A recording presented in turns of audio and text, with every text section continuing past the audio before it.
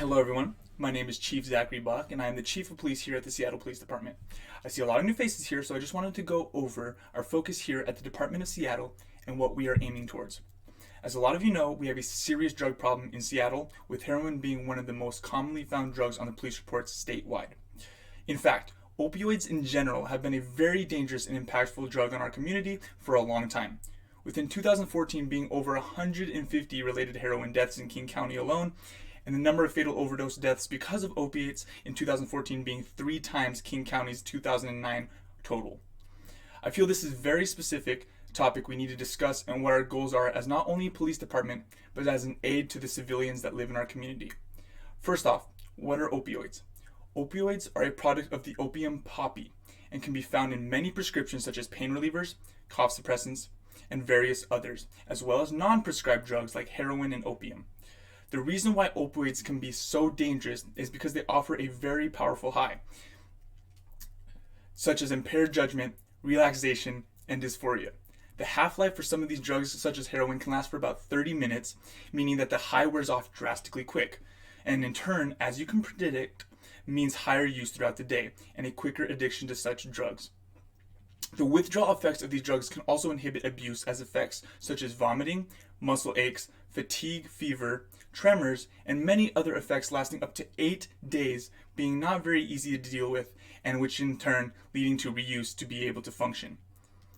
I believe the biggest point to bring across is the prevalence of such opioids, such uses among people who are incarcerated or have been incarcerated, is very high.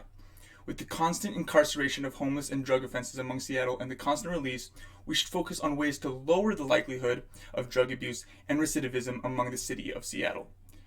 An article written by Brinkley Rubenstein showed an outside study done in Rhode Island showed that in 2014 and 2015, 21% of all fatal overdose victims were incarcerated in the 2 years prior to their death. While in 2015, 57% of overdose decedents who had recent criminal justice involvement experienced a fentanyl-related overdose. Crazy. An increase from 29% in 2014, and another form of opioid. We can see from these outside studies that opioid use can be very common in incarcerated individuals. I believe we need to target this problem directly to see any positive change in our community. A method that was effective that I saw for the same challenge we are facing in Rhode Island was a medication for addiction treatment program, or an MAT, in which it involved 3 major components: to screen for opioid use disorder upon the intake of the individual, then to initiate or continue the usage of Suboxone, methadone, or naltrexone as appropriate, and finally, linking the individual to a community medication for addiction treatment center upon release.